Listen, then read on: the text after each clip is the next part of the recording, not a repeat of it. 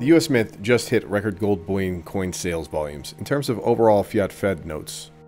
At this rate, this gold-colored bar on this chart is on pace to go near 3 billion by the year's end. Well, here's why that probably won't happen.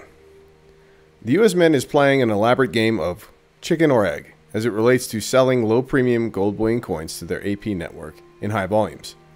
Historically, the U.S. Mint purchases large, raw gold bullion bars from any number of sources and uses other vendors to produce the 22-karat and 24-karat planchets. The U.S. Mint stamps and strikes bullion American Gold Eagle Buffalo coins with those planchets.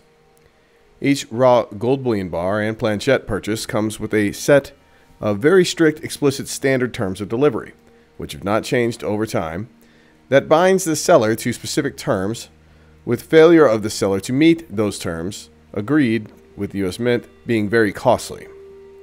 The U.S. Mint is now quoting unexpected delays on their bullion products, notably pointing to the lack of supply of raw gold bullion bars being offered to them.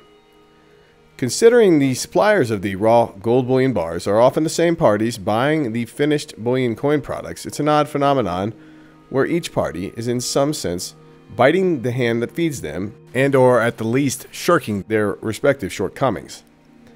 The main reason for this development is that it's too costly for suppliers to agree to a delivery schedule to the U.S. Mint, as the supply of raw 400-ounce gold bullion bars itself is not as reliable as it's always been. Suppliers are worried that they may not be able to meet the schedule, in which massive fines and penalties are imposed in such an event. Remember too, the U.S. Treasury and U.S. Mint simply can't keep up with rising public global demand for their bullion coin products. This is partly why the U.S. Treasury got the original 1986 Bullion Coin Act terms amended in the 2010 Dodd-Frank Act. Now, Janet Yellen is in charge of deeming by fiat decree what amount of gold and silver bullion coins are efficient to meet ongoing demand, not actual public demand as the U.S. Treasury and U.S. Mint were once officially legally charged to do. This situation is entirely predictable. I'll leave a link in the show notes and comments below so you can learn more background on the U.S. Mint's bullion coin program. Hello there, on behalf of SDBullion.com, this is James Anderson with a quick SD Bullion market update. Before we go further, please smash the like button so other sound money stackers can also see this content. And be sure to subscribe to our SD Bullion channel so you can get our latest market coverages. I want to remind you out there about the CME Group's COMEX 4GC shenanigans back during March 2020.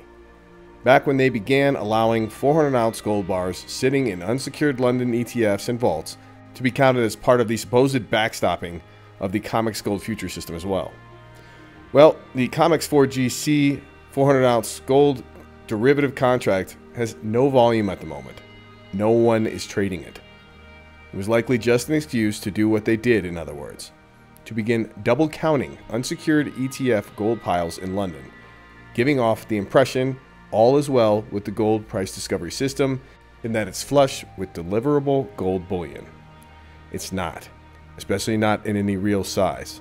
Recall too that in July 2020, the COMEX began adding many questionable bullion bar brands from places like China, Russia, and Turkey, all to be deemed good delivery, even though some of the aforementioned nations are often at the center of blood gold allegations ongoing. The point I'm making here is that the physical gold good delivery world is likely a lot closer to physical delivery default in real terms, especially when considering real size, than most might think. When just glancing at this chart, you might be fooled. The truth may actually be closer to this in reality.